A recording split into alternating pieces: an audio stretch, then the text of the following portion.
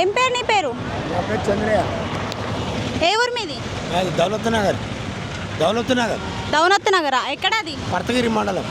పర్వతగిరి మండలం. కూర్చో ఒకసారి. ఇక్కడికి ఎందుకు వచ్చినావు? ఎన్ని రోజులు అవుతుంది వచ్చి? నేను ఇంటికాడనే ఉంటున్నా, నగరంలో ఉంటున్నా. మా భార్య చనిపోయింది, కాలు పోయింది, హోటల్లో పనిచేసేది, కాలు పోయింది, డబ్బులు ఆడుకుంటున్నా ఇక్కడ సిగ్నల్ కాడ. ఎన్ని రోజుల నుంచి అడుక్కుంటాను? నేను ఇప్పుడు 2 నెలల సంవత్సరం అయిపోయింది. 2 నెలల సంవత్సరం అవుతుంది. 3 సంవత్సరాలు అయిపోయింది. ఎంతమంది పిల్లలు? 2 కొడుకులో బిడ్డ. 2 కొడుకులు ఒక బిడ్డ ఉన్నాక నీకు అసలు పరిస్థితి ఎందుకు వచ్చింది అసలు? మరి ఇక వాళ్ళు కొడుకు హెడ్ కానిస్టేబుల్ అమ్మ, కొడుకు Suresh head constable. Head constable ఎక్కడ? అమలు చేస్తాడు. నా బిడ్డ స్వప్న సంఘం ఇచ్చిన అక్షర పని చేస్తాడు. మా అల్లుడు చదివి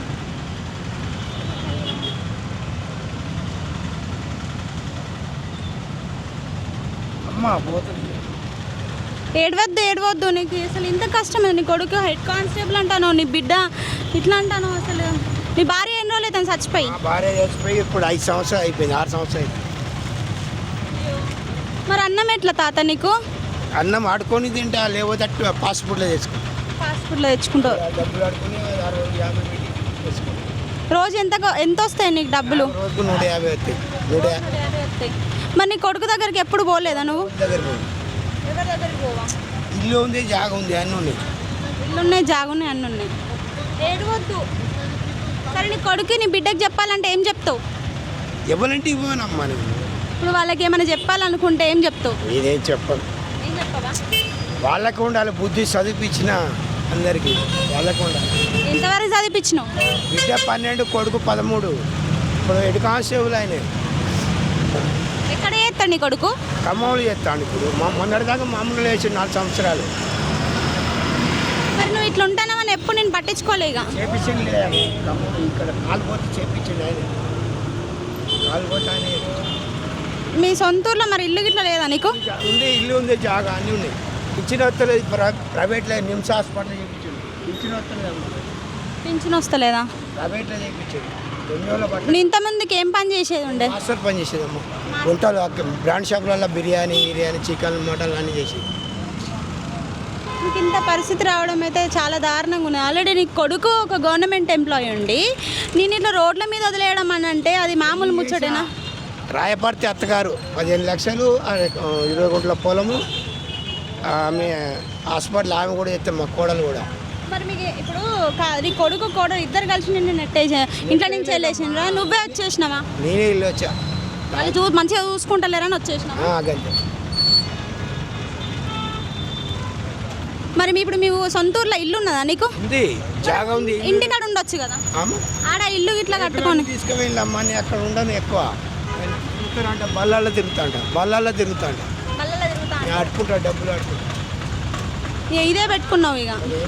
నిలబడి పని చేయలేను, అన్ని పనులు వస్తాయి. నిలబడి పని చేయలేదు. మరి బాబు వస్తుంది. ఎన్ని రోజులు అవుతుంది అసలు? ఇది ఇప్పుడు 6 సంవత్సరాలు అవుతుంది. 6 సంవత్సరాల నుంచి ఇట్లనే అడుక్కుంటున్నావా? ఈ కరోనాలో ఎక్కడ ఉన్నావు నువ్వు? కరోనాలో మా ఇంటికానే ఉన్నావు. కరోనా మీ ఇంటికాడే ఉన్నావు? పర్వతగిరి మండలం ఎర్రబెల్లి దగ్గర మా ఊరే. మంత్రి గారు 6 సార్లు తెచ్చాడు.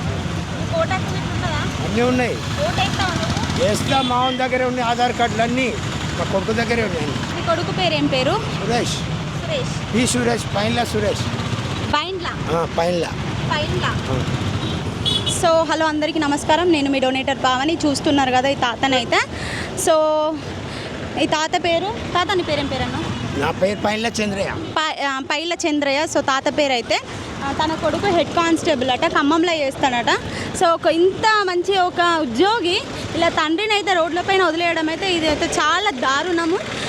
ఇంకా కోడలు కూడా మంచి జాబ్ చేస్తే ఈ పరిస్థితి కూడా ఈ తాత ఫేస్ చేస్తున్నాడు అని అంటే మంచి ఇప్పుడు ఇంత గవర్నమెంట్ ఎంప్లాయీలని కన్నవాళ్ళు అంటే వాళ్ళ కొడుకులు గవర్నమెంట్ ఎంప్లాయీ అంటాడు. ఇంతగానం చదివించి వాళ్ళకి మంచి ఒక ఉద్యోగం వచ్చేటట్టు చేసింది. సరే కొడుకు తండ్రి తప్పులు చేసిండో లేకపోతే తాగుతాడో ఏ అలవాట్లు ఉన్నా మానిపించుకొని ఇంట్లో ఉండి మంచిగా చూసుకోవాలి.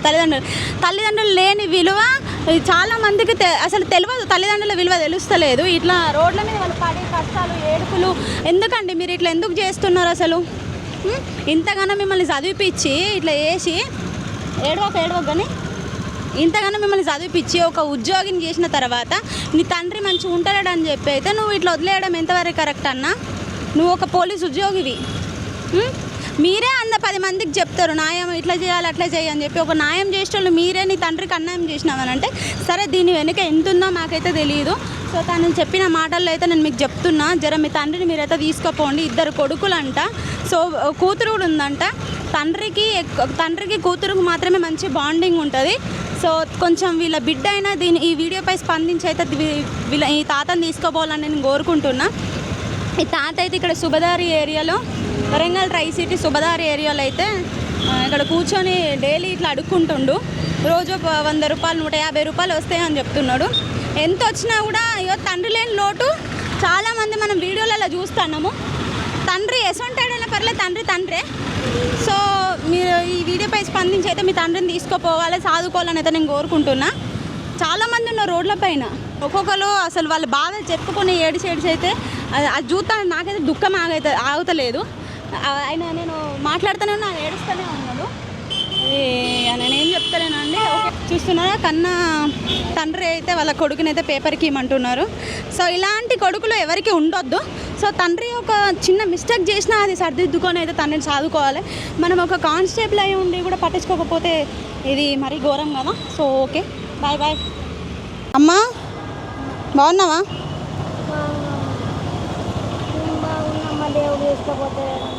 ఎందుకు తీసుకోవాలి దేవుని? కాళ్ళు నొప్పి వచ్చి జ్వరం వచ్చి కూర్చున్నాం. కాళ్ళు నొప్పి వచ్చి జ్వరం వచ్చి కూర్చున్నాం. అయ్యో, వరంగల్ నుంచి వచ్చిన ఇప్పుడు ఎందుకు అట్లాంటి పరిస్థితి వచ్చింది నీకు? చీర తెచ్చి సరే తెచ్చిద్దా. మొన్న తెచ్చిద్దాం అనుకున్నా, ఇక్కడ లేవు నువ్వు. వర్షం పడ్డది మళ్ళీ పోయినా నేను. తెచ్చినవా? తెచ్చినా. ఇక్కడ కూర్చుంటాను అసలు నువ్వు. జ్వరం వచ్చింది పోయినామా, జయపూర్ వచ్చినాక మళ్ళీ కనపడ్డప్పుడు తెచ్చులేదు. ఏ ఊరు మీది? కాలుతూ. ఏ ఊరు మీది? మాది నల్లబెల్లి అమ్మ దుగ్గ నల్లబెల్లి. ఆడ నుంచి ఈడికి ఎందుకు వచ్చినావు? నీకు పిల్లలు గిట్ల లేరా? భర్త పిల్లలు? ఉంటాం, ఎప్పుడన్నా చేతనైనప్పుడు ఎవరు పెడతారమ్మా. నీకు ఎంతమంది బిడ్డలమ్మా? లేరు పిల్లలుగా. ముందుకే మా ఆయన యాక్సిడెంట్ అయి చచ్చిపోయింది. అయ్యో, మా ఇద్దరికి అయింది. నా కాలు మీకెళ్ళి ఎందుకైంది ఇట్లా కాలు? చచ్చిపోయింది. అయ్యో, వెంటనే పానం అయింది మా ఆయన.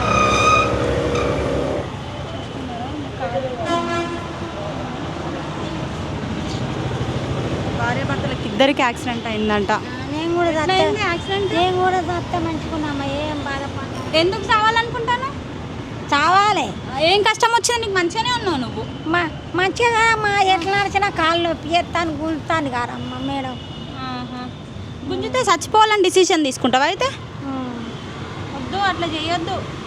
మంచిగా ఉండాలి. దేవుడు తీసుకోపోయినప్పుడే పోవాలి మనము. అదే దేవుడు తీసుకోకపోతే బాధ పెడతాను. బాధ పెడతానా నిన్ను? మరి బాధ పెట్టినాడు కదా మేడం. ఏం లేని వాళ్ళకే బాధలు పెడతాడు. మరి ఏం లేని వాళ్ళకే బాధలు పెడతానంటే వాళ్ళకి శిక్ష ఎత్తానంట అదా దేవుడు? అప్పుడు ఎవరు చేసిన పాపం మళ్ళీ ఇప్పుడు మేము అనుభవించాలి. అయ్యో, అవన్నీ పెద్ద పెద్ద మాటలు ఎందుకు తీయమ్మా? ఉన్న రోజులు మనం బతికిన దానికి పిచ్చి అయిపోయినమ్మా. గాజుల బేరం చేసేది. అయ్యో, ఇప్పుడు మళ్ళీ నేను గాజుల బేరం పెట్టితే చేస్తావా? ఉండద్దా? ఎమ్మటి ఒక మనిషి ఉండాలి. ఉండాలమ్మా. ఆవిడని దేవాలి, చదురాలి, అన్నీ చేయాలి. ఎంత కష్టం వచ్చింది నీకు. గాజులు ఎన్ని రోజులు అమ్మినావు అట్లా? చిన్నప్పటికైతే అమ్మినాం. మీ అమ్మ పేరేం పేరు? అంగళ్ళ పండుది గాజులు అమ్మేది. మీ ఆయన పేరేం పేరు? నర్సయ్య. నర్సయ్య. నీ పేరు? సరోజ. సరోజన. మంచిగా ఉన్నది నీ పేరు. మీ ఆయన పేరు కూడా మంచిగా ఉన్నది. కర్మ కర్మ. పిల్లో బీరకాయ అయినా కూడా పట్టుకొని బతుకుతుంది. పిల్లలుగా ముందుకే ఇప్పుడు 10 సంవత్సరాలు చచ్చిపోయి మా ఆయనే. పిల్లలుగా ముందుకే చనిపోయింది. ఎంత కష్టం వచ్చింది. మరి ఇది ఎవరు కొని ఇచ్చిన నీకు ఈ కర్ర అంటే స్టాండ్? అమ్మ నాకు జైపూర్లోనే ఇచ్చిండ్రు 2-3 సంవత్సరాలు. మళ్ళీ పోతాను రేపు. రేపు పోతావా? మళ్ళీ ఎన్ని రోజులకు వస్తావు ఇక్కడికి? ఇక్కడ కాగితాలు ఉన్నాయి కానీ వీళ్ళ తురుకోళ్ళ కాడ పట్టుకపోవడం. చెయ్యికి ఏమైంది? చిన్నప్పుడే కానీ మట్టినమ్మా. నా బతుకు మంచిగా లేదు అంటలేనా. పాటలన్నీ పడతాయి అలా. ఒక పాట పాడు. పాడనమ్మా. నువ్వు పాడు. నీ గొంతు మంచిగా ఉన్నది. ఒక పాట పాడు. నీకు ఏ పాట వస్తే ఆ పాట పాడు. పాడరాదా సరే ఓకే, ఏదైనా డైలాగ్ చెప్పు. ఆ? ఏదైనా చెప్పు. డైలాగ్ ఆ, చెప్పాలి. చెప్పు సిద్ధగా. చెప్పు చెప్పు ఏం కాదు చెప్పు. చెప్పరాదమ్మా. నీకు చెప్పరాదా? సరే మనం పోయి వస్తా, నీకు చీర తెచ్చిస్తా సరేనా? సరే బాయ్. ఎక్కడమ్మా వరంగల్ హనుమకొండ. హన్మకొండ కాజీపేట మాది. నేను అంతకుముందు కూడా వచ్చినప్పుడు అన్నం ఖరాబ్ అయింది చూడు, గుర్తుపట్టినావా నన్ను? అక్కడ కొన్ని రోజులు ఉండే వచ్చిన, అది 10 రోజులు ఉండి వచ్చిన. అప్పుడు నీళ్ళు బట్టలు చెద్దర్లు మంచి పెట్టినప్పుడు కాజీపేటలు కాజీపేటలో ఉన్నావు. ఉన్నా కానీ అప్పుడు ఒక నీళ్ళ వాటర్ అయినా చెద్దర్లన్నీ దాచేది. ఇప్పుడు పాపం వేరే పిల్లగా అన్నాడు. అయ్యో. చెద్దాలు బాగా వచ్చేది అప్పుడు కాజీపేటలో. చలికాలం మంచి పెడతారు కదా మీ అసలు. ఇక అప్పుడు అన్ని దాచేది. ఇక ఇప్పుడు దాచిన రోజులు లేరు, అందుకని ఆడికి పోను. సరే 2-3 రోజుల్లో నువ్వు ఉండవు కావచ్చు. నేనైతే 2-3 రోజుల తర్వాత నీకు చీరలు తెచ్చిస్తా, ఒక చెద్దరు కూడా తెచ్చిస్తా సరేనా? అమ్మ సరే పోయేస్తాను. కాజీపేట అదే జయపూర్కి పోయేస్తారు. సరే 3-4 రోజులకు వస్తా. ఒక పాట పాడు రాదు, నీ గొంతు మంచిగా ఉన్నది. ఒక్క పాట, చిన్న పాట. పాడరాదమ్మా. అయ్యో పాడరాదు. ఇక్కడ అంత దేవుని పాట పాడు. దేవుని పాట పాడు. ఏం దేవుడు? నీకు ఏ దేవుడు ఉంటే ఆ దేవుడు పాడు. దేవుడు నువ్వు ఏ దేవుని నమ్ముకుంటావు? మాకు రాజన్న అప్పుడు దారుణం చేసుకున్నా. అవునా? సరే నీకు ఏ దేవుడు పాట వస్తే ఆ దేవుడు పాట పాడు. సిగ్గు అనిపిస్తుంది మేడం. సరే పోయేదన్నా. సిగ్గు అనిపిస్తుంది మేడం. ఏం కత్తి అట్లా అనుకోవద్దు ఎప్పుడు, అందరు నా జీవితం మాటలు పడితే చాలు, నా మాటలు పడితే చాలు. అంతేనా? సరే పోయేస్తా. పాట పాడినట్టే నా సరే. మాటలు. అని సిగ్గు అనిపిస్తుంది. బొచ్చడు పాటలు వస్తాయి కదా పాడాలి.